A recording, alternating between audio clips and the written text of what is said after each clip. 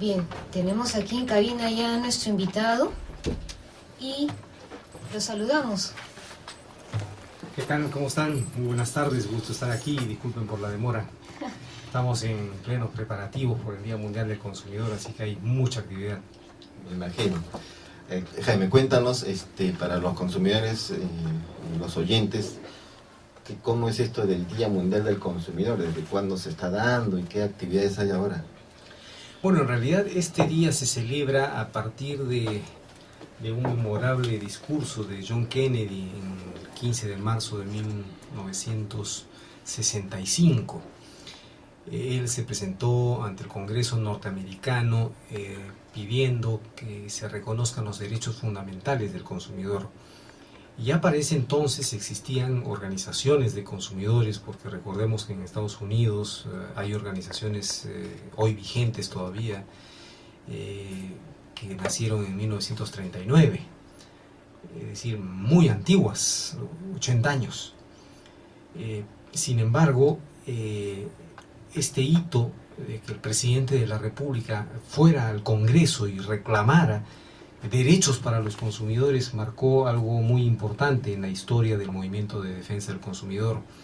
Y es por eso de que la Consumers International, que es la organización mundial de los consumidores, somos 240 organizaciones en todo el mundo, y a partir de 1986 es que decidimos instituir la celebración del Día Mundial del Consumidor. Y aquí estamos, ¿no? Y en todo el mundo se celebra esta ocasión. Para este año se ha elegido el tema de la publicidad de alimentos dirigida para niños. Ustedes saben que estamos frente a una pandemia muy negativa, por cierto, con el tema de los alimentos, porque prácticamente solamente en Lima y Callao, según algunos estudios, tenemos entre 15 y 20% de obesidad infantil. Imagínense con qué niveles están países como Estados Unidos, donde la comida chatarra ha formado y forma todavía parte de su cultura, ¿no? La reflexión que hacemos los consumidores a nivel mundial es: ¿en manos de quién estamos dejando la alimentación? ¿En manos de quién estamos dejando la política alimentaria de un país? Lamentablemente en manos de las empresas que con legítimo derecho quieren vender, y quieren vender lo suyo. Y lo suyo es azúcar, grasas, alimentos procesados, con muchos preservantes y colorantes, preservantes para que duren más, colorantes para que sean más atractivos, saborizantes para que se parezcan a las cosas naturales porque en realidad son artificiales. Y es el gran negocio, ¿no? Pero la pregunta es: ¿y dónde está el Estado? ¿Dónde está el Estado que contraste esa influencia sobre cómo debe alimentarse la gente? A ver, yo me imagino, de hecho, que deberían el 100% de los radioescuchas de Compartiendo Ideas conoce a Aspec y conoce a Jaime Delgado. Por lo menos hemos partido de esa premisa. Sin embargo, si quedara por ahí alguna persona que no conociera ni a Jaime Delgado ni a Aspec, yo le quería referir que la primera vez que yo entré a Aspec hace unos años, tratando de buscar una especie de alianza estratégica entre RAE y Aspec, una de las cosas que me llamó poderosamente la atención de la oficina fue ver colgados decenas de cuadritos que, cuando uno los lee con detenimiento, corresponden a todas las campañas exitosas que, bueno, exitosas porque las emprendieron, pero exitosas sobre todo porque lograron revertir eso que estaba yendo contra los derechos del consumidor. Entonces, bueno, Jaime ha llegado apurado, sabiendo que ya había empezado el programa y como que no le hemos dado oportunidad a hacer una especie de antecedente, sino que lo hemos sentado y le hemos hecho hablar de arranque, ¿no? Pero yo creo que sería interesante que la gente conociera también aquellas otras campañas que ustedes han emprendido y que han sido exitosas, ¿no? Y que corresponden a todos esos cuadritos que están ahí colgados. Bueno, efectivamente en Aspec tenemos una galería de trofeos, y puede llamarse, o una galería de los abusos. Yo prefiero ya ponerlo en positivo, y son logros. ¿Y por qué hacemos esto? Lo hacemos para transmitir un mensaje. y es que la defensa del consumidor es una parte del ejercicio ciudadano, es ciudadanía en acción, pero ciudadanía de una manera práctica y cotidiana, no la ciudadanía de ir a votar cada 5 años por un presidente y luego dejarle carta en blanco para de a cada 5 años volver a ver qué pasó y cómo nos fue. Ciudadanía de todos los días.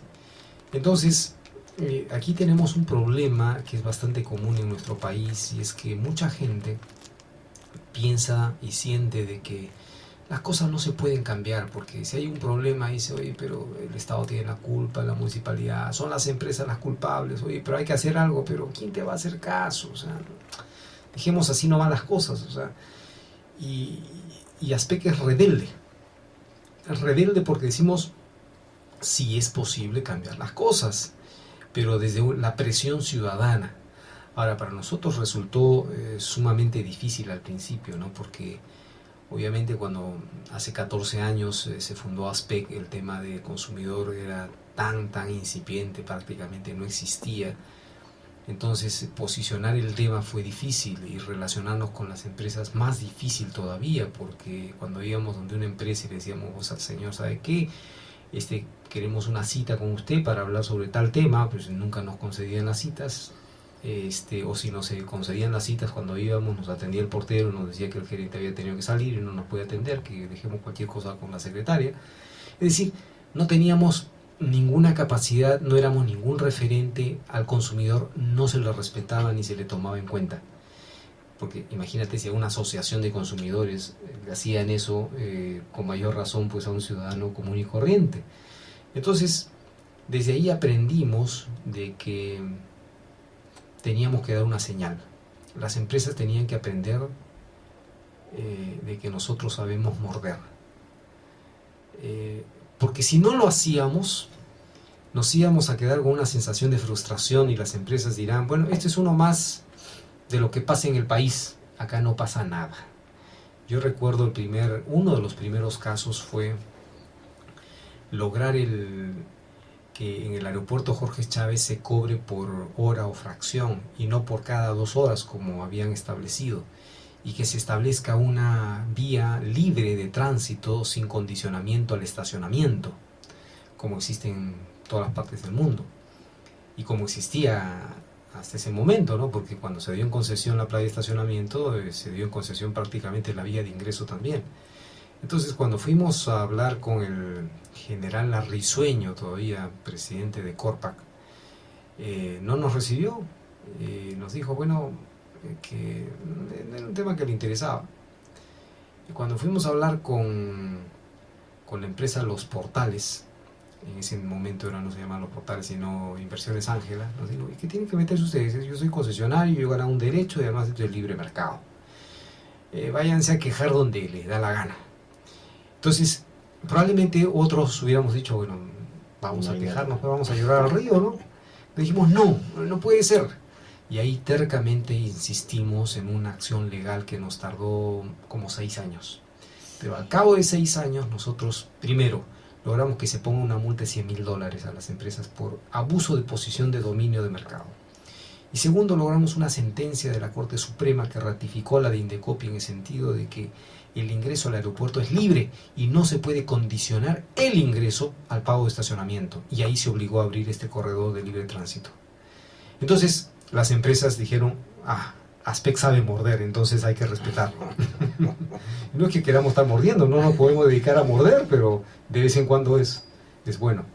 Bien, no sé si plantearíamos, nos gustaría para el siguiente bloque, porque ya en un ratito va a venir la pausa, pero como estamos en época escolar, nos gustaría que nos converse sobre los útiles escolares, qué pasó con los libros, con esas mafias, ¿no? Y seguramente que en el último bloque ya retomaríamos el tema de lo que va a haber en el foro y en la feria este viernes 13 de marzo. Entonces vamos a una pausa y regresamos.